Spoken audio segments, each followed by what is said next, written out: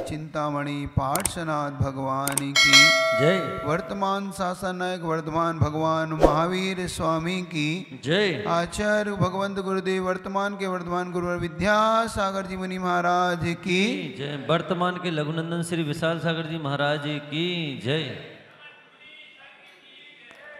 आज उस महान आत्मा के बारे में समझने का पुरुषार्थ करना, जिन आत्मा से आज ये शासन हमसे गौरवान्वित है, उन प्रभु की इस छवि से पूरा शासन, आज जिसे हम जैन शासन बोलते हैं, जिसे हम वीतराग शासन बोलते हैं, वह शासन हम तक कैसे आया है। जिनकी केवल ज्ञान की उस ज्योति से, उनके वचनों से जो पुराण ग्रंथ निकला है, उसी को प्रमाण मानता हुआ आज उनके बारे में ही, उनकी ध्वनि से निकला उनके लिए ही कहना चाहता हूँ। क्योंकि हमारे लिए अंतिम तीर्थंकर भगवान महावीर स्वामी हुए। उनके जीवन हम समझने का पुरुषार्थ करेंगे कि अब निर्वाण महोत्सव में कुछ दिन ही शेष रह गए हैं, तो मन हुआ कि क्यों ना उनके जीवन की चर्चा की जाए। हम अपना जीवन पावन कैसे बनाएं, तो उन्हीं से पावन बन सकता है जितने स्वयं ने अपना जीवन पावन बनाया हो।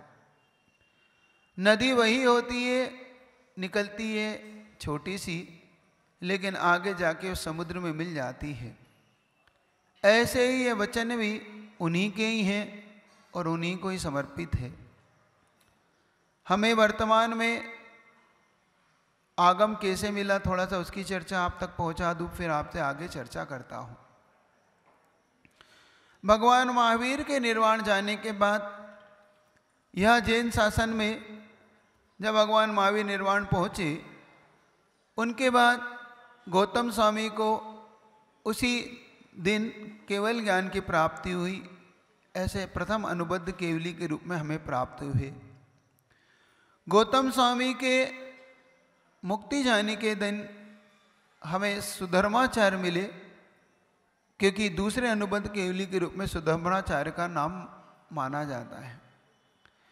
उनकी मुक्ति जाने के बाद उसी दिन हमें जम्बू स्वामी मिले, जो तीसरे अनुबद्ध केवली के रूप में, अंतिम केवली के रूप में इस पृथ्वी पर प्रकट हुए। भगवान महावीर के जाने के बाद ऐसे 3 अनुबद्ध केवली हमें प्राप्त हुए। अनुबद्ध का मतलब होता है जिस दिन उन्हें मुक्ति प्राप्त हो उसी दिन उन्हें केवल ज्ञान प्राप्त हो जाए। ऐसे लगातार जिनकी हमें प्राप्ति होती रही। ये तीनों की मुक्ति में 62 वर्ष का काल बीता भगवान महावीर के बाद। 62 वर्ष काल के अंतराल के बाद हमें जो ऐसे प्राप्त हुए, जो 100 वर्ष तक 12 अंग 14 पुर के धारी जिनको हम बोलते हैं, द्वादशांग के पाठी, हमें 5 श्रुत केवली हमें प्राप्त हुई। श्रुत केवली का मतलब होता है जिनकी श्रुत केवली के भांति होता है। मतलब अगर हम केवलियों का श्रुत देखें और हम उन श्रुत केवलियों का श्रुत देखें तो दोनों के श्रुत में कोई अंतर नहीं आता, इसीलिए उन्हें श्रुत केवली शब्द से कहा गया। गुणस्थान उनका 6ठा 7वां ही होता है, लेकिन उन्हें शुद्ध केवली के रूप में माना जाता है। केवल ज्ञान को तो हम केवली बोलते हैं, और इनको श्रुत किस लिए बोलते हैं कि श्रुत में इनकी जो ज्ञान में इनका है वो केवलियों के भांति, इसलिए इनको श्रुत केवली कहा जाता है। ऐसे हमें 5 नंदी मित्र, अपराजित, गोवर्धन और भद्रभाऊ, हमें ऐसे 100 वर्षों तक 5 श्रुत केवलियों का हमें लगातार प्रभाव मिला। उसके बाद 280 वर्ष तक यह रत्नत्रय के धारी हमें ऐसे 11 आचार्य प्राप्त हुए। विशाख, प्रोष्टिल आचार्य, छत्री, जय, नाग, सिद्धार्थ, जिनसेन, विजय, बुद्धिल, गंग और सुधर्मा, ये 11 अंग के धारी जिन्होंने 11 अंग को हमें यहाँ तक ज्ञान पहुँचाया। इन्हें मैं नमस्कार करता हुआ फिर 220 वर्ष व्यतीत होने के जाने के बाद हमें 5 ऐसे 11 अंग के और जानकार मिले हमें, जिसका नाम नक्षत्र, जयपाल, पांडु, द्रुमसेन और वाक्यांश। ऐसे हमें वाक्यांश नाम के से 5 और हमें आचार्य प्राप्त हुए। पहले हमें 11 अंग 10 पूर्व के धारी मिले, जो हमें 10 नाम 11 नाम सुने। फिर हमें पूरे 11 अंक के धारी ये 5 हमें आचार्य मिले। इसके बाद पुनः हमें 100 वर्ष व्यतीत होने पर सुभद्र, यशोभद्र, जयबाहु, लोहाचार्य 4 अंग के धारी मिले, जो 4 अंग के पाटी हुए। क्याल बीतता रहा। फिर हमें विनयधर, श्रीदत्त, शिवदत्त, अरदत्त 4 अंग पूर्व के अंशों के कुछ जानकार मिले। इसके पश्चात हमें हुंडा सर्व की विशेष रूप से हमें धरसेन स्वामी तक ये ज्ञान हमें चला आया। धरसेन स्वामी हमें 1 अंग के धारी मिले। उन्हें हमें ज्ञान के रूप में 2 नरबाहु और सुबुद्धि नाम के मुनियों को, जिनको हम आगे जाके पुष्पदंत और उद्बली के नाम से जान पाए, यहाँ से हमारे ग्रंथ लिपिबद्ध हुए। इस प्रकार से हम इस पृथ्वी पर हम उनको मान्यता करते हुए, उन्हें नमस्कार करते हुए आज भगवान महावीर स्वामी के उस पुराण को सुनने का पुरुषार्थ आज करिएगा। कथा आपसे कहूँ, कथा के कुछ अंग होते हैं, श्रोता के कुछ और वक्ता के कुछ लक्षण होते हैं, उन्हें आप शास्त्र से जानिएगा। विस्तार के भय से मैं उन्हें नहीं कह रहा हूँ, क्योंकि कथा मुझे कुछ दिनों में पूरी करना है निर्वाण महोत्सव से पहले, इसलिए इनको मैं संक्षेप ही रखता हूँ। मैं पंच परमेश जी को स्मरण करता हुआ भगवान महावीर को अपना सर्वस्व मानता हुआ, उन्हीं के ज्ञान से जो कुछ मैं कह पाऊँगा वो उन्हीं का ही ज्ञान होगा। मात्र मैं उनके द्वारा प्रज्वलित एक छोटा सा टिमटिमाता हुआ दीपक हूँ। कहते हैं कि सूर्य के प्रकाश के आगे दीपक की क्या औकात होती है, लेकिन फिर भी क्या दीपक से सूर्य की आरती नहीं होती? तो जब संसार में दीपक से भी सूर्य की आरती देखी जाती है, तो मैं ऐसा मानता हूँ मैं दीपक ही सही, लेकिन मैं उस सूर्य की आरती करने के योग्य तो हूँ, इतना तो मैं मानता ही हूँ। मेरा ज्ञान भी उसी के भांति होगा, मैं भी हंसी का पात्री होगा। जैसे आचार्य समद मानतुंग स्वामी अपने उस भक्तांबर स्तोत्र को लिखते हुए कहते हैं, अल्पश्रुतम श्रुतवताम परिहास धामा तद भक्ति रेव मुखरी कुरते बलान्म। हे भगवान, आपकी मैं भक्ति करते समय वैसे ही हंसी का पार्थ बनूंगा, जैसे कोई अल्पज्ञ विद्वानों की सभा में अगर बोलता है तो मात्र वो हंसी ही उड़ाई जाती है। फिर भी प्रभु मैं हंसी का पात्र ही सही, फिर भी क्या अल्पश्रुतम श्रुतवताम परिहात तद भक्ति, मात्र आपकी भक्ति मुझे कुछ बोलने के लिए प्रेरित करती है। जैसे यत कोकिला किल मदो युद्रम विरोधी, जैसे कोयल मधुर वाणी में कब बोलती है?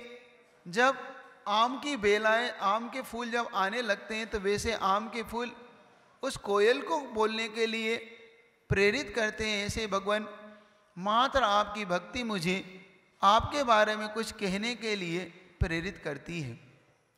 उन्हीं को मैं अपना प्रमाण मानता हुआ, पूज्य आचार्य गुरुवर को मैं अपना गुरु मानता हुआ, उन परंपरा से आए हुए इन सब गुरुओं को नमस्कार करता हुआ आज इस शास्त्र को आप तक रखने का कुछ हिम्मत या कुछ पुरुषार्थ करूँगा। विद्वत जन मुझे त्रुटि को अलग करते हुए मात्र वो सार वस्तु को ग्रहण करेंगे। मैं ऐसा मानता हूँ कि विद्वानों के द्वारा मात्र अज्ञानता को दूर करने के भाव से कुछ कहा जाता है, उसमें से मुझे जो कुछ मिला मैं आप तक रखने का पुरुषार्थ करूँगा। ये पुराण सकल कीर्ति आचार्य के द्वारा कहा हुआ माना जाता है, उन्हीं को आश्रय लेता हुआ आप तक कुछ कहने का पुरुषार्थ करता हूँ।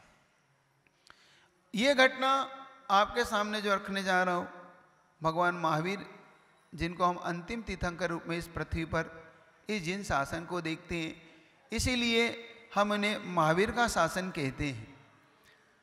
लेकिन इनका जीवन प्रारंभ होता है उस भोग भूमि से, जहाँ पर प्रथम तीर्थ का ऋषभ देव का जन्म हुआ, आज से एक पूर्व कोटि सागर पहले जब तृतीय काल इस पृथ्वी पर था, तो कहते अंतिम जगन्य भोग भूमि का काल अपने अंतिम समय में चल रहा था। उस समय भगवान ऋषभ देव धर्म परिवर्तन के लिए इस पृथ्वी पर जिनका अवतरण हुआ, सर्वार सिद्धि से जो आए थे, उनके दो पुत्र हुए, बाहुबली और भरत। भरत इस पृथ्वी पर प्रथम चक्रवर्ती के रूप में उत्पन्न हुए, इसीलिए इस देश का नाम भारत रखा गया, भरत चक्रवर्ती के नाम पर। उनके छोटे पुत्र बाहुबली हुए, जिन्हें पौदमपुर का राज्य मिला। भरत के ही पुत्र, बहुत से पुत्रों में 60,000 पुत्रों में एक पुत्र मारीची हुआ। यह मारीची का जीव आगे जाके हमारे शासन में तीर्थंकर महावीर स्वामी के रूप में देखा गया। हम उन्हीं के जीवन को आज समझ लें। जब ऋषभदेव भगवान ने ग्रस्त जीवन को छोड़कर एक नीलांजा का नृत्य देखा, वहाँ से उन्हें वैराग्य प्राप्त हुआ। नीलांजना का वैराग्य नृत्य देखकर उसे जब मृत्यु देखी, तो उस मृत्यु को देखकर प्रथम तीर्थ का ऋषभदेव ने इस संसार से वैराग्य को प्राप्त करते हुए प्रथम दिगंबरी दीक्षा ली। तो हम ये कह सकते हैं कि इस चतुर्थ काल में कोई प्रथम दिगंबर मुनि बना तो वो ऋषभदेव प्रथम दिगंबर मुनि बने थे इस धरती पर। उन्हीं के वंशों में आगे जाके हमें ये जैन शासन देखने को मिला, इसीलिए उन्हें धर्म तीर्थ का प्रवर्तक भी कहा जाता है। ऋषभदेव ने जब दीक्षा ली तो उनके साथ 4000 और राजाओं ने भी दीक्षा ली, जिसमें मारीची ने भी दीक्षा ली। काल के प्रभाव, हुंडा सर्पणी काल का प्रभाव सब पर पड़ा। क्योंकि ऋषभदेव अपने उस साधना को करते हुए 6 महीने के लिए कायोसर में खड़े हो गए, और जब वो कायोसर में खड़े हो गए तो छोटी सी अज्ञानता किस प्रकार से साधु के लिए भी अभिशाप बन जाती है। थोड़ा सा श्रावकों की ओर मैं कुछ कहना चाहता हूँ। आप श्रावकों को उस समय भोग भूमि बीत रही थी, कर भूमि अभी लगी ही थी, इसलिए श्रावकों को, मुनियों को आहार दान देना नहीं आता था। उनके आहार दान नहीं देने के कारण 4000 साधुओं को इस जिन लिंग को छोड़ने की नौबत आ गई। आपसे ये समझने का पुरुषार्थ करना है आप लोगों को कि आप जब साधु को आहार दान देते हैं तो मात्र आहार दान नहीं देते, आप जिन शासन को आप बनाए रखने में योगदान देते हैं। विचार करिए कि आहार दान, आपके द्वारा दिया हुआ आहार दान एक साधु को जीवन दान देता है, एक साधु की साधना में संयोग करता है, एक साधु को इस जिन शासन में स्थायी रख देने के लिए, स्थापित करने का सबसे सही कारण है। क्यों? क्योंकि जिन शासन में साधु कभी भी अपने हाथ से ना आहार बना सकता है, ना वो मांग सकता है, ना भीख प्राप्त कर सकता है। साधु, ऐसा साधु मिलेगा तो जैन शासन में मिलेगा जो भिखारी नहीं है, वो भिक्षुक होता है। जैन शासन का ये साधक कभी भी किसी के आगे याचना नहीं करता, मुझे रोटी दे दो, मुझे भोजन दे दो, ऐसा मुख से वचन नहीं उच्चारता। किसी से सामने दीनहीन नहीं होता, चाहे वो समाधि को ले ले, लेकिन किसी के सामने हाथ नहीं फैलाता। ये जैन शासन का सबसे ज़्यादा गौरव है कि यहाँ का साधक प्राण त्याग सकता है लेकिन भीख नहीं मांगता। ये जैन शासन का गौरव है। इसी गौरव को आप समझना कि जब वो साधक को भोजन आहार दान देने की प्रक्रिया जब वहाँ के श्रावक नहीं जानते थे, तो जिन 4000 मुनियों ने दीक्षा ली थी, धीरे धीरे वो भ्रष्ट होने लगे। क्योंकि उस समय भगवान 6 महीने के लिए कायोसर मुद्रा में बैठ गए, ध्यान के लिए बैठ गए, तो 1 दिन 2 दिन 1 महीना बीता। जिन राजाओं ने दीक्षा ली थी उन्हें ये पता नहीं था कि हम दीक्षित क्यों हो रहे हैं। उन्हें तो मात्र भगवान ऋषभ देव को अपना सर्वस्व मानकर इस मार्ग का अनुसरण किया था। जब उन्हें भूख सताने लगी, क्षुधा रोग उन्हें सताने लगा, तो वो फल फूल खाने लगे। जब वो फल फूल खाने लगे तो देवताओं ने आकाशवाणी करके कि ये आपको शोभा नहीं देता, और अगर आप नहीं मानोगे तो फिर मुझे दंड देना पड़ेगा। अब देवताओं के भय से उन्होंने जिन लिंग छोड़कर किसी ने छाल अब पहन ली, किसी ने पत्ते लपेट लिए, किसी ने वस्त्र धारण कर लिए, किसी ने गेरुए वस्त्र, किसी ने लाल, किसी ने पीले, किसी ने सफ़ेद, अलग अलग वस्त्रों को धारण करके वो वन में रहने लगी। उसका मुख्य कारण ये था, वो घर भी जा सकते थे, लेकिन घर इसलिए नहीं जा सकते थे कि उन्हें भरत चक्रवर्ती का भय सता रहा था कि अगर भरत चक्रवर्ती ने हमसे पूछ लिया तो हम क्या जवाब देंगे। और एक तरफ प्रभु को भी नहीं छोड़ा जा रहा था, एक तरफ घर भी नहीं जा रहा था।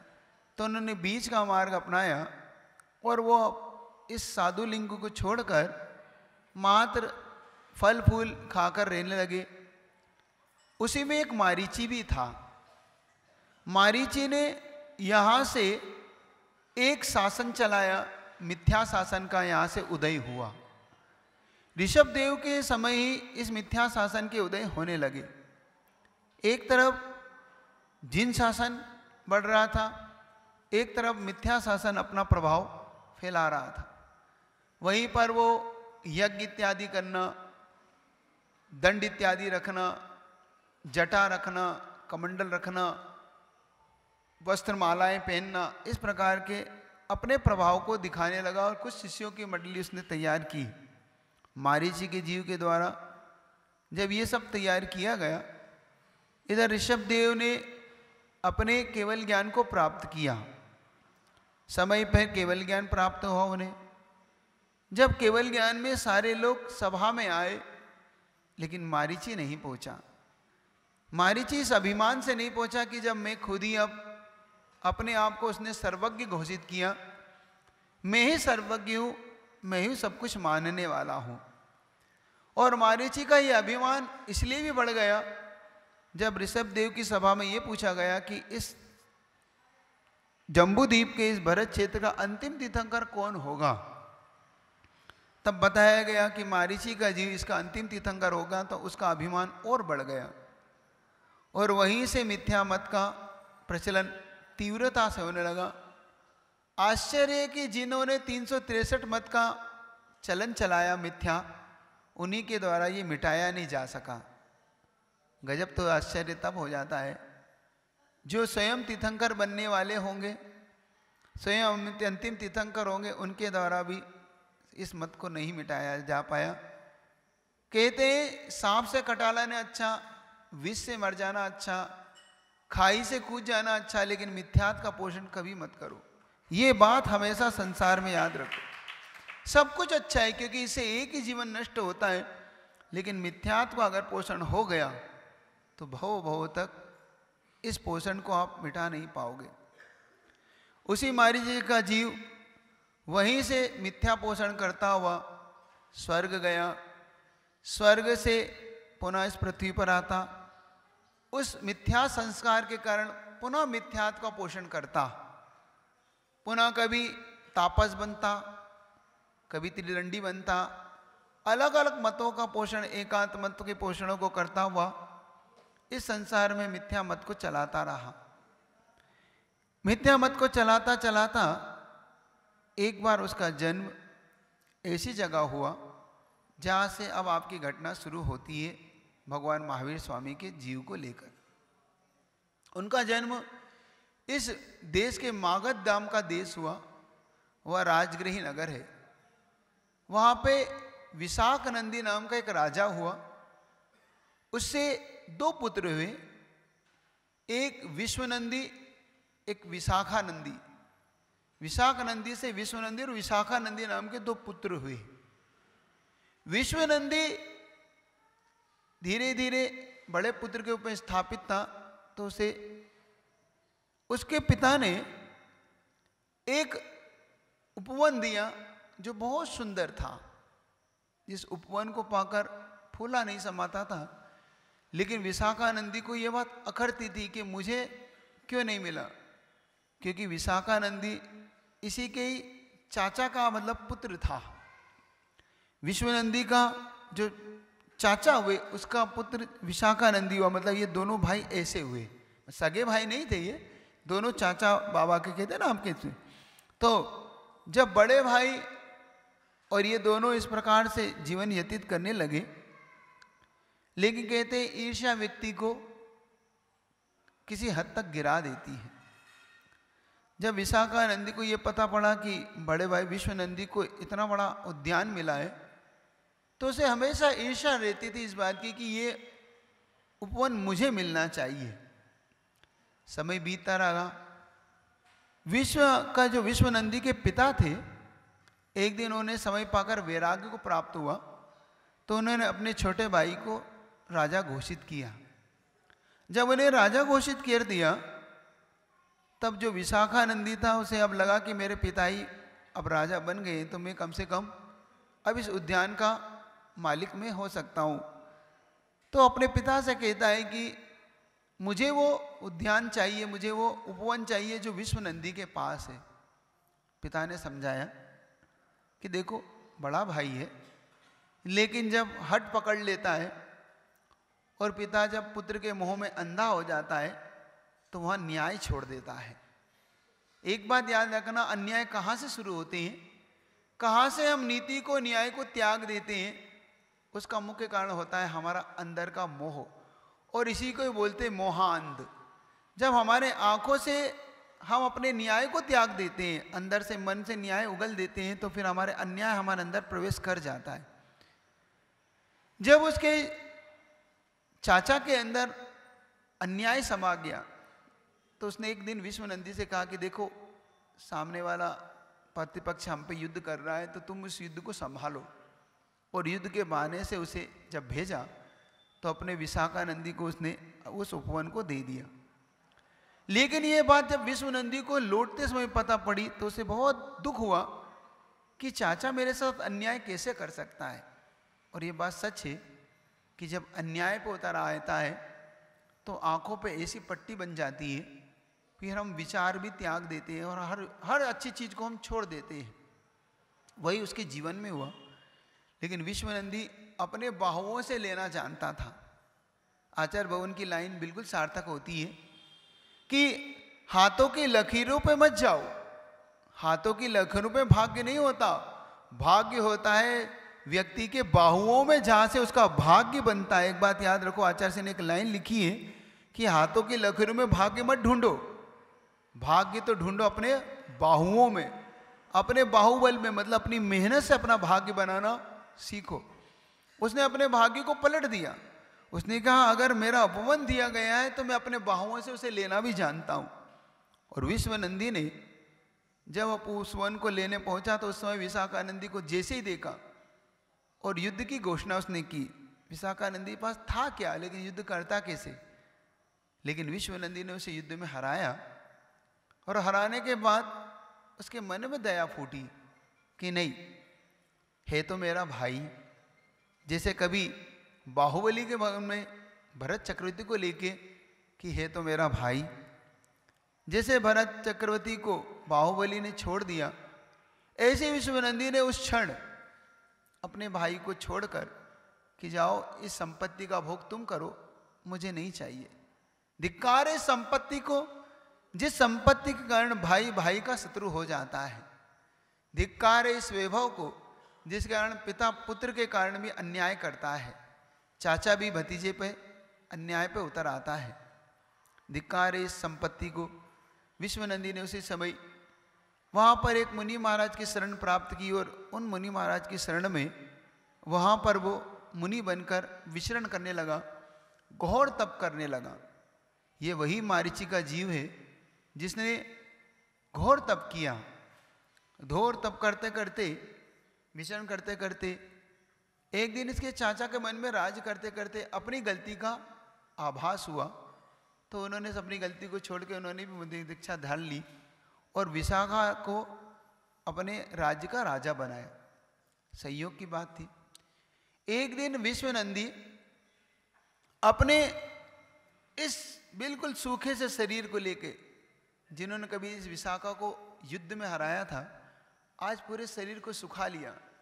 जिनके शरीर से मात्र हड्डियां दिख रही हैं, जिनके मात्र खाल लटक चुकी है, घोर तप करते थे, 6-6 महीने के उपवास, 4-4 महीने के उपवास जो रखा करते थे, पर्वतों पे जो साधना किया करते थे, ऐसे उस मुनि महाराज एक दिन मासोपास लेके आहार के लिए निकले थे। तो अचानक इस विशाखा की नज़र उन मुनि महाराज पे पड़ी और कहते उस क्षण मुनि महाराज को एक गाय ने, बैल ने पास से गुजरते में टक्कर मारी और वो गिर पड़े, क्योंकि उनकी हड्डी सूख चुकी थी। तो विशाखानंदी वहीं से ऊपर से उन मुनि महाराज की हंसी उड़ाते हुए कहता है, आज कहाँ गया तुम्हारा बाहुबल, कहाँ गए तुम में इतनी शक्ति। जब उन्होंने हंसी उड़ाई तो विश्वनंदी महाराज के मुख में, देखो यही मारीची का जीव भ्रष्ट हुआ, बहुत सारे मिथ्या मत चलाए, पुनः इसे शरण प्राप्त हो गई जैन शासन की। पुनः यही मारीची का जीव पुनः जैन शासन को प्राप्त करके मुनि भी बन गया। लेकिन समय जब विपरीत होते हैं तो आदमी निर्णय भी गलत ही लेता है। उसी क्षण विश्वनंदी के मन में इतने द्वेष भाव आया कि मैं तुझसे बदला जरूर लूंगा इस बात का, मेरी हंसी उड़ाने का। देखो छोटी सी गलती, आपकी छोटी सी क्रिया साधु के भी जीवन को पतित बना सकती है।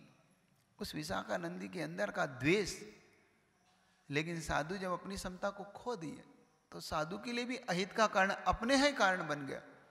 और कहते हैं उस समय उन्होंने निदान बंद किया, और निदान बंद करके उन्होंने नारायण पद का निदान बंद किया। इस समय त्रिसृष्टि नाम के वो नारायण बनते हैं।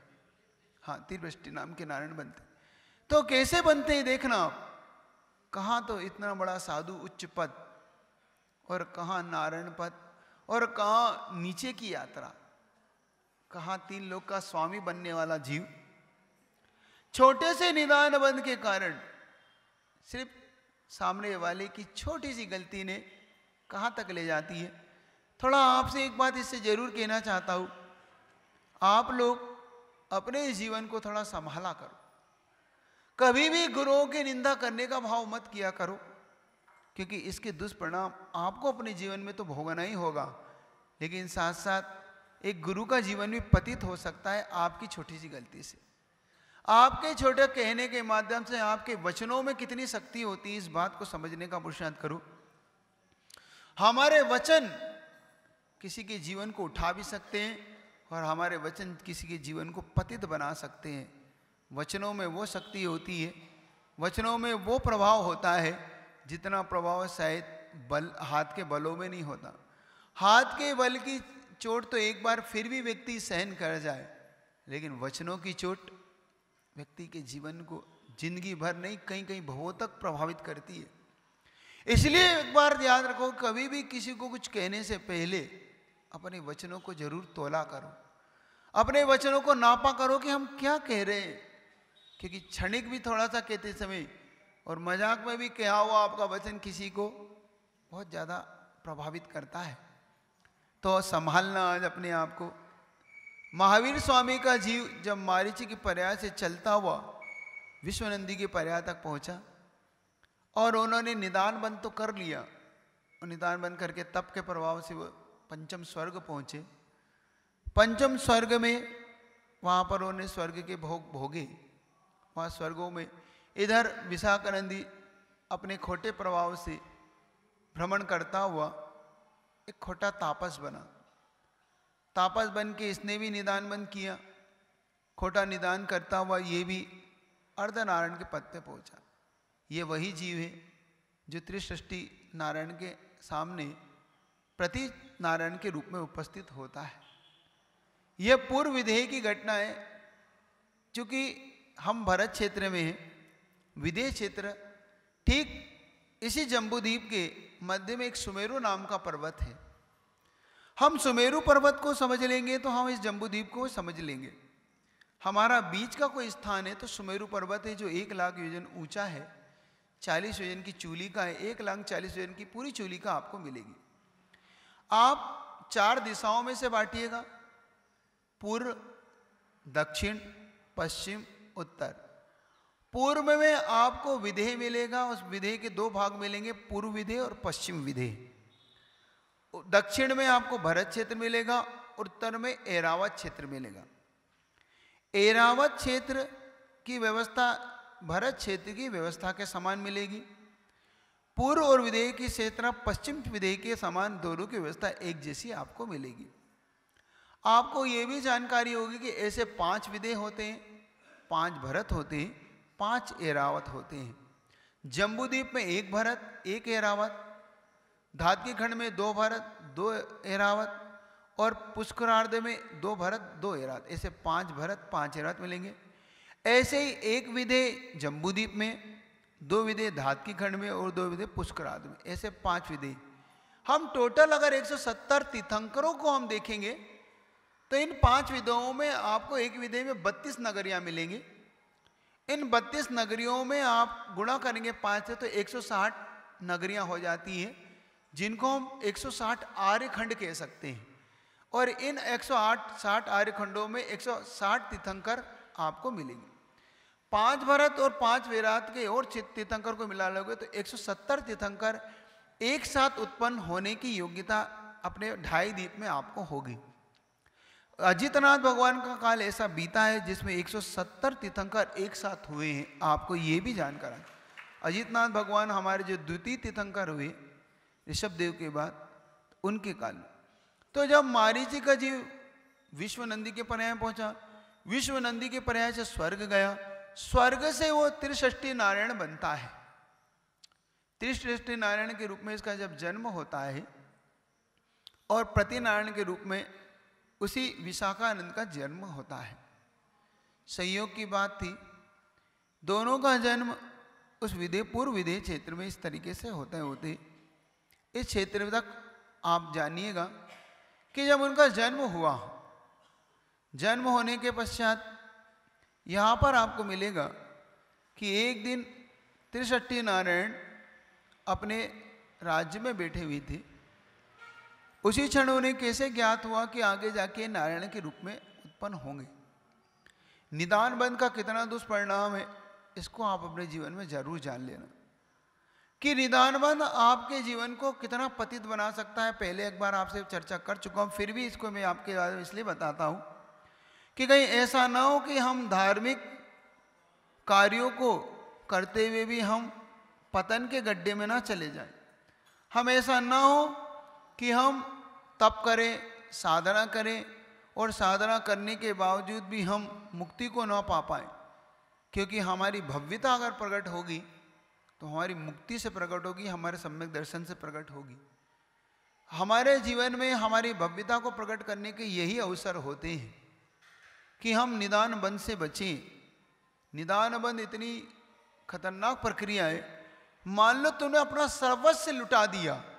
कहते हैं कि जिन्होंने निदान बंद कर लिया उन्होंने अपने सारे पुण्य को पानी में बहा दिया, कचरे में डाल दिया।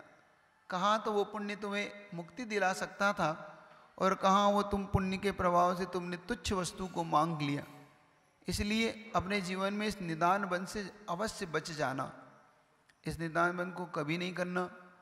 आप पुरुषार्थ ये करना कि दुखों को झेल लेना। दुख कितने हैं अपने जीवन में, कभी कभी आपके मन में आता भी है और आप करते भी हो। मान लो आपके मन में आता है कि ये भगवान मैंने इतना बड़ा तुम्हारी शांति धारा की, मैंने इतना बड़ा शांति विधान किया। तुम 2 कार्य करते हो, या तो दुखी होकर शांति विधान शांति धारा करते हो या शांति धारा करके कुछ ना अपने दुख को नाश करते है ना। तो इन दुखों में है कितना अपना दुख, विचार करना। ये अपना दुख मान लो अपनी उम्र 60-70 साल है, उसमें से हम 40 साल 30 साल निकल गए तो 20-30 साल ही तो दुख है अपने जीवन में, ज़्यादा दुख तो नहीं है। 30 साल के उस दुख को अपन दूर करने के लिए हम निदान बंध की ओर क्यों जा रहे हैं।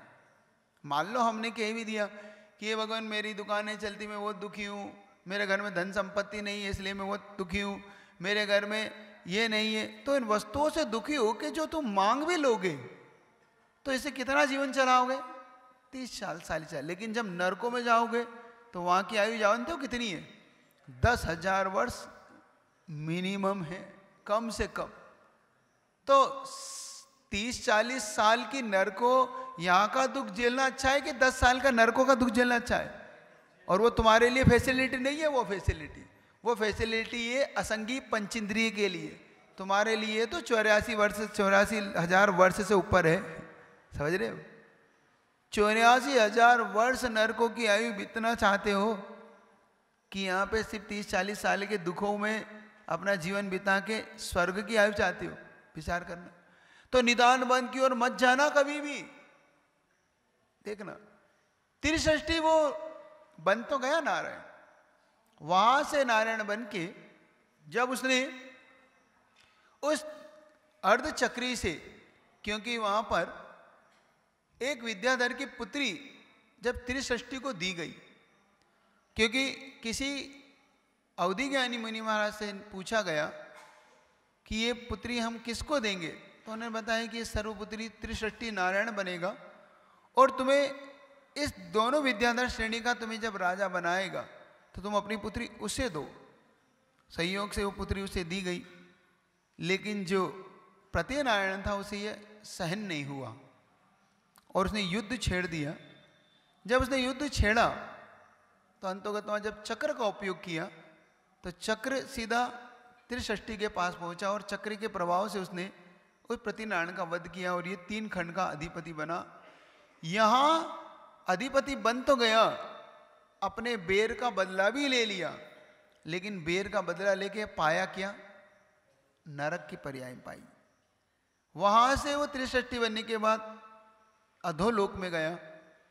अधोलोक से यहां से पतन शुरू होता है धीरे धीरे।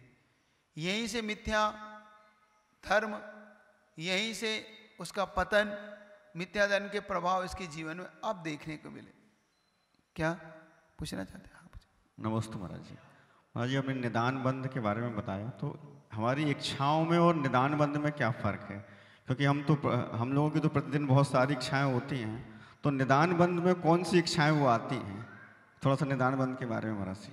जितनी भी सांसारिक भोगाकांक्षा होती है वो सब निदान बंध की ओर जाती है, लेकिन ये निदान बंध तब होता है जब आपके पल्ले में पुण्य हो। निदान बंध ऐसा नहीं थी कि मान लो आप दिन भर इच्छा करो तो दिन भर तुम्हारी पूर्ति थोड़ी हो जाएगी। मैंने एक बार आपसे पहले भी कहा था, जैसे आपकी दुकान पे कोई ग्राहक आता है तो वो ग्राहक आता है तो बदले में कुछ देता है।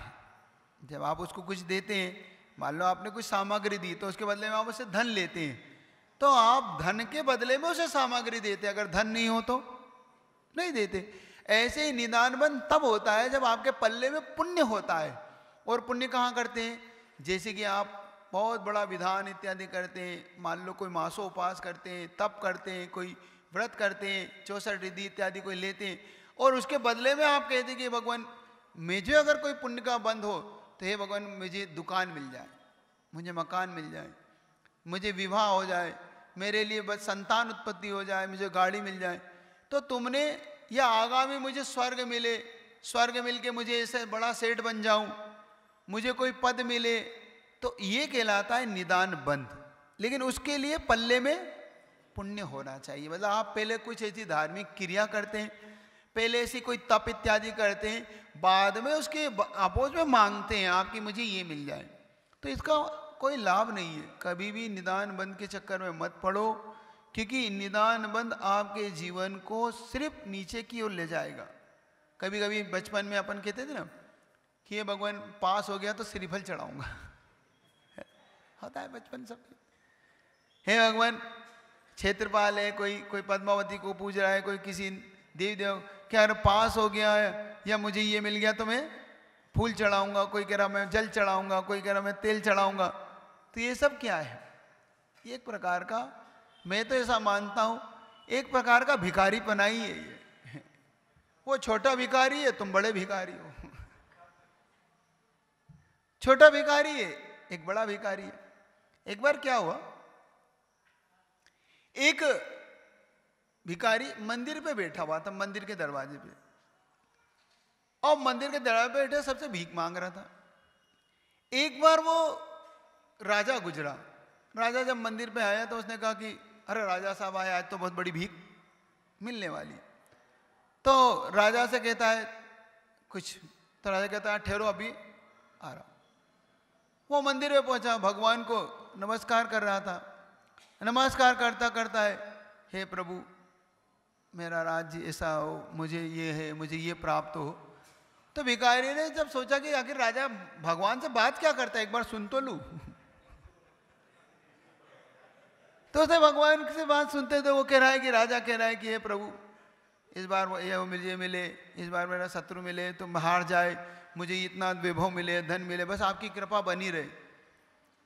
वो बाहर आया, भिखारी को कुछ देने लगा तो भिखारी ने कहा मुझे नहीं चाहिए। मुझे नहीं चाहिए। तो उसने कहा क्या हुआ, अभी तो तुम भीख मांग रहे थे। मैं मांग रहा था राजा से, मैं भिखारी से भीख नहीं मांग रहा था, मैं भिखारी से भीख नहीं चाहता। राजा ने कहा क्यों? क्योंकि मैं छोटा भिखारी हूं, तुम बड़े भिखारी हो, मैं तुमसे मांग रहा था, तुम भगवान से मांग रहे थे, बस हैं तो दोनों। सुन रहे हो कि नहीं? बड़े भिखारी हो। सुन रहे हो कि नहीं? जब तुम भगवान से कुछ मांगते हो तो ध्यान रखना तुम बड़े भिखारी हो जाते हो, बस स्टैंडर्ड वाले भिखारी। स्टैंडर्ड वाला वो बेचारा फटे टूटे कपड़े पहन के भीख मांगता है, तुम बढ़िया टिप टॉप होके भीख मांगते हो, है बढ़िया एकदम सूट बूट पहन के भीख मांगते हैं। कोई अच्छा बढ़िया कुर्ता पाजामा भीख मांगता है, कोई धोती दुपट्टा पहन के भीख मांगता है, लेकिन मांगता तो ये भिखारी मत बनो। भिखारी बनना शोभा नहीं देता, भक्त बनना शोभा देता है, याद रखना। हमें भक्त बनना शोभा दे, हम भक्त हैं, तेरे भक्त हैं भगवान, हम भिखारी नहीं है जो हम तेरे दर पे भीख मांगने आए। हमेशा एक बात याद रखना कि हम भिखारी बन के दर पे ना आए, हम भक्त बन के आए। और इसीलिए पहले भी आपसे कहा था, इसीलिए एक मुट्ठी चावल जब भक्त लेके भगवान के दर पे पहुंचता है तो इसी बात को लेके पहुंचता है कि भगवान ये प्रमाण है मेरा कि मैं तेरे दर पे भीख मांगने नहीं आया हूं, तेरी कृपा से एक मुट्ठी चावल चढ़ा तो सकता हूं। ये जब उसके मन में होता है तब वो भक्त होता है। भक्त तो देते हुए भी नहीं लेता, भक्त तो कहता है मुझे तुम मिल गए, मुझे क्या चाहिए। क्या भक्त क्या कहता है, जब प्रभु मुझे तुम ही मिल गए तो मुझे अब क्या चाहिए, मुझे कुछ नहीं चाहिए, मुझे तो आप चाहिए, सो मिल गए। भक्त बन के आओ, ये जिनालयों में भक्त बन के भक्ति करो, भिखारी बन के नहीं। निदान बन मत करो, इसीलिए कहता हूं निदान बन की और जाओ ही मत, मांगो ही मत। जब देने वाला छप्पर फाड़ के देने पे तुलाए तो तुम क्यों मांगते हो, है कि नहीं? सही बताओ, सही बताओ। जब आचार्य जी के पास अभी लोग कुछ गए थे, कह रहे थे हम कल परसों कल ही होके आए आचार्य के पास, आज सुबह सुबह जब लौटे तो जब ये आके लौट के कहते कि महाराज हम तो गए थे, आचार्य जी 2-5 मिनट देंगे। अरे आचार्य जी ने जब छप्पर फाड़ के दिया है तो क्या मांगना।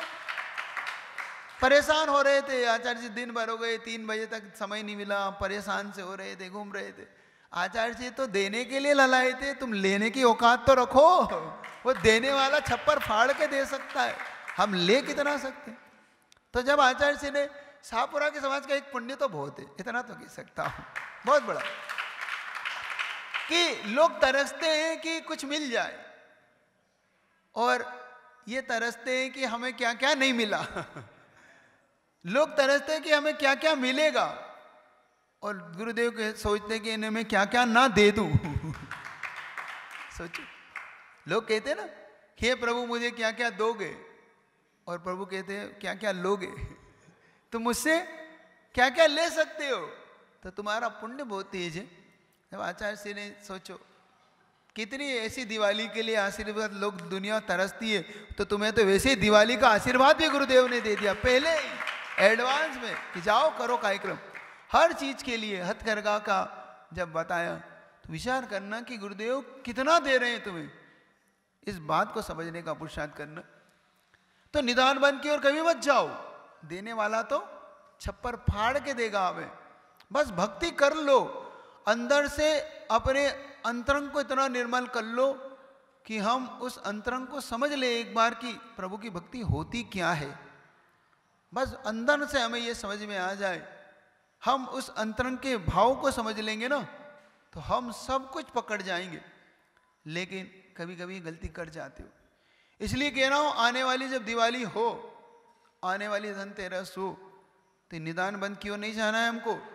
जो हम भक्ति करेंगे इन 3 दिनों में, जो भक्ति होगी उस भक्ति का फल निदान बंद के रूप में मत मांग लेना। एक बात फिर कह रहा हूं, क्योंकि जब जाप करोगे ना, उन मंत्रों की जाप होगी, जिस दिन क्षण से 3 दिन के लिए कार्यक्रम जो सेट करा है, इस कार्यक्रम को चूक मत जाना।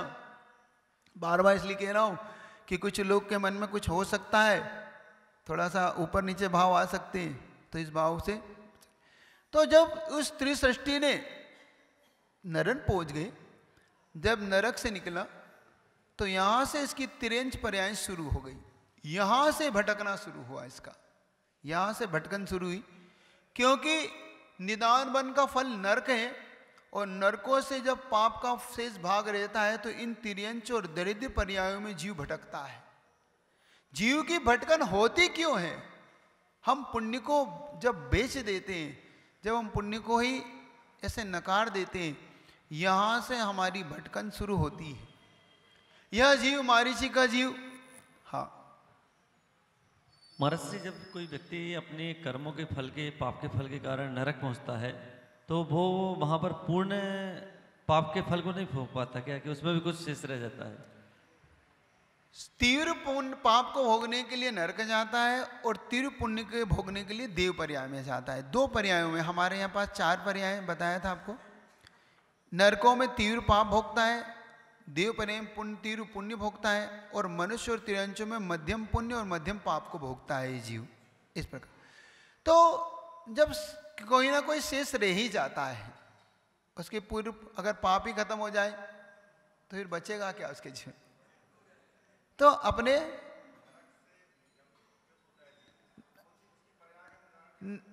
निर्धारण होता है उसकी कसायों से, नीचे जब उसकी मंद कसाई होती, मान लो कोई भी कसाई कर ले, सप्तम नरक से निकलेगा तो नियम से तिर्यंच में ही जाता है। सप्तम नरक वाला मनुष्य पर्याय में नहीं जाता। 6ठे नरक से निकलने वाला जीव फिर आके मनुष्य तिरंचों में जा सकता है, लेकिन वो मुनि इत्यादि नहीं बन सकता, पंचम गुण स्थान को धारण नहीं कर सकता। 5वें नरक से निकला हुआ जीव मुनि पद को और सम्यक दर्शन को धारण कर सकता है, वहां से लेकिन मुक्ति को प्राप्त नहीं कर पाता। 4थे नरक से निकला हुआ जीव मुक्ति को जा सकता है, लेकिन तीर्थंकर नहीं बन सकता। 3रे नरक से निकला हुआ जीव तीर्थंकर इत्यादि बन सकता है मुक्ति, लेकिन चक्रवर्ती नारायण यहाँ से नहीं बनते। चक्रवर्ती नारायण सब स्वर्ग से आने वाले होते हैं। तो ये कुछ वहाँ की व्यवस्थाएं नरकों की होती है, उनको लेकिन भोगने के लिए उसे पाप को भोगना पड़ता है, और कुछ शेष पाप जो रहता है वो फिर आके यहाँ पर उसकी आयु का जो यहाँ पर निर्धारण होता है मंद कसाई इत्यादि के उदय से। कसायों में आयु जो बंधती है, हमारी आयु बंधने के 2 परिणाम होते हैं। जैसे मैंने पहले बताया था, हम ले लें 10 से लेके 100 तक की गिनती, तो जो 10 से लेके 30 तक के 40 तक के जो परिणाम है, ये हमारे जघन्य परिणामों की ओर जाते हैं। फिर हमारे मध्यम परिणाम आते हैं 50, 60 और 70, ये हमारे मध्यम परिणाम होते हैं। 80, 90, 100 ये उत्कृष्ट परिणाम की ओर जाते हैं। तो ना जघन्य परिणाम में आयु बंद होता है, न तीव्र परिणाम में आयु बंद होता है, आयु बंद होता है मध्यम परिणामों से। तो जिस क्षण हमारे मध्यम परिणाम होते हैं उसमें हमारी लेस्या और हमारी कसाई कैसी है। मान लो हमारी लेस्या और कसाई उस परिणामों में भी तीव्र हो रही है तो हम नरक इत्यादि को बंद करते हैं। उसमें हमारी मध्यम हो रही तो तिरंच, और उसमें जगन हो रही तो उसमें अल्पारम और अल्प परिग्रह वाला होता है तो मनुष्य इत्यादि का बंद कर लेता है, उसमें भी कर लेता है तो तिरंच आयु का बंद कर लेता है। ऐसे परिणामों से हमारी आयु बंद के परिणाम होते हैं। तो हमेशा अपने परिणामों को संभालो, हमेशा हमारे परिणामों की ओर ध्यान दो कि हमारा इस समय कौन सा परिणाम हो जाए, कौन सी हम निकृष्ट आयु को पाले। तो इस आयु बंद के परिणामों को समझने का हमेशा पुरुषार्थ करना। अब आगे जाके मारीची का जीव किस प्रकार से आगे की पर्याय में जाता है, उस पर्याय को समझने का पुरुषार्थ करेंगे। आज आपका रविवार है, मनी महाराज को बुला लो ताकि आप जाके निवेदन कर लो, दोनों महाराज जी को, पीर सागर जी महाराज। तो एक छोटा सा भजन करके आपको पूछना है, आपको जल्दी से पूछ लो। तो आगे मैं फिर आगे महाराज जी का इंतजार करूँगा, क्या पूछना चाहिए? नमोस्तु महाराज श्री। अनंतमती माता जी का सभी का नमोस्तु। महाराज जी, प्रश्न ये है कि जो भी जीव पंचम काल में जन्म लेते हैं वो नियम से मत सृष्टि होते हैं, और क्या वो सभी नरक से आते हैं क्या? नरक से आते ऐसा वर्णन तो नहीं दिया उन्होंने, ये वर्णन जरूर दिया कि अधिकतम जीव नरक से आएंगे और अधिकतम नरक में चले जाए, एक शब्द आगम में। दूसरा शब्द सम्यक दृष्टि का जन्म इस पंचम काल में इसलिए नहीं होता क्योंकि सम्यक दृष्टि जब भी जन्म लेगा ऐसे क्षेत्र पर लेगा जहाँ से उसे मुक्ति के सारे मार्ग खुले हुए, जैसे विदेह क्षेत्र है, भरत क्षेत्र में भी विजयार्ध इत्यादि पर्वत है, विद्याधर की श्रेणियाँ हैं जहाँ से उसे मोक्ष की प्राप्ति हो सकती। इसलिए इस भाव से हम कह सकते हैं कि नियम से मिथ्या दृष्टि ही जन्म लेते हैं पंचम काल में। सम्यक दृष्टि का जन्म इस काल में नहीं हो सकता। क्यों? क्योंकि सम्यक दृष्टि इन कालों में क्यों आएगा? क्योंकि जब मुक्ति के रास्ते हमारे सब बंद हैं इस समय, तो इसलिए यहाँ पर उन जीवों का आना नहीं होता। इसलिए यहाँ पर घोषणा की गई कि मिथ्या दृष्टि ही इस कारण से इन यहाँ पर जन्म लेता है। लेकिन सभी नरक से आते हैं ये वचन नहीं होता। मनुष्य से, तिर्यंचों से और नरक से, इन तीन गतियों से आने के मार्ग खुले हुए। देवों से हमारे इसलिए भी कुछ मार्ग हमारे जब जो भवनीत इत्यादि वो जरूर इस पंचम काल में आ सकते हैं मर के, वैसे तो इसी पृथ्वी पर रहते हैं, लेकिन वैमानिक हमारे लिए संभावना कम सी ही लगती है क्योंकि उनका जन्म भी अच्छी जगहों पर ही होगा, क्योंकि उनका पुण्य जो शेष रहेगा उस पुण्य से विशेष जगहों पर विशेष पदों पे हो जाएंगे। इसलिए पूर्ण मिला के ऐसा लगता है कि भवनित्रिक में से अथवा इन तीन गतियों से आ सकते। तो माँ जी, जन्मदिन मनाना या शामिल होना या बधाई देना फिर इसमें दोष लगते होंगे? हाँ, इसलिए हमारे लिए जन्मदिन मनाने का विशेष तौर से उन्होंने निषेध तो कर दिया, लेकिन जिनका जन्म हमारे जन्म को उन्नत बनाता हो, चाहे उनका जन्म मिथ्यात्व के साथ हुआ, लेकिन उनकी जो पर्याय है, अगर आचार्य श्री जैसी पर्याय हो गई तो फिर उनका जन्मदिन तो मनाना ही चाहिए। मैं तो कहता हूं अच्छा, ये तो दुर्लभ ऐसे है। महान संतों का जन्म तो मनाना चाहिए जिन्होंने जन्म को सार्थक बना दिया ये हो। तो दुर्लभ है बस हाँ। तो इन दुर्लभ जीवों के जन्म में मनाओ, हाँ। बाकी रही शेष। तो एक वचन जरूर हमारे यहाँ आया है, जन्मदिन मनाने का तरीका बदल दो बस। अब मनाना ही है तो फिर जन्मदिन मनाओ, तो आप उस दिन शांति धारा करो, विधान करो, कोई दान इत्यादि का कार्य करो, मुख पशुओं के लिए कुछ करो, तो जन्मदिन मनाने का बहाना बदल लो। तुम जन्मदिन मना लो, कोई बात नहीं, लेकिन जन्मदिन मनाने के वो कार्य बदल लोगे तो जन्मदिन मनाना भी तुम्हारा सफल हो जाएगा। कम से कम मिथ्यात्व के साथ भले ही जन्म लिया, लेकिन तुम्हारा सार्थक तो हो ही जाएगा। चलिएगा। नमस्ते। जब जीवन का अंत हो मेरे सामने एक संत, मेरे होठों पर अरिहंत हो महावीर का वह पंत। जब जीवन का मेरे सामने एक संत, मेरे होठों पर अरिहंत हो महावीर का। कसायों की आग में जलता जलता आया हूँ, कसायों जलता जलता वासना की राह पे चलता चलता आया हूँ, वासना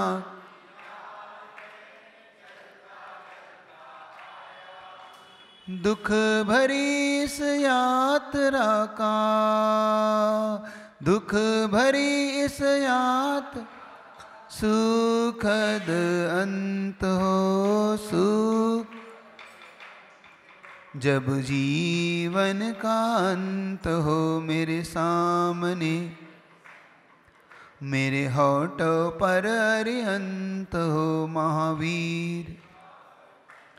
तन में जब तक श्वास है, मन में एक विश्वास है। तन में जब मन में मुक्ति की ही प्यास है, गुरु चरण की आस है। मुक्ति की ही प्यास गुरु चरण। तन अचल और मन अमल हो, तन अचल और मन अमल हो, अब न कोई द्वंद्व हो, अब न कोई। जब जीवन का अंत हो मेरे सामने, मेरे होठों पर अरिहंत हो महावीर।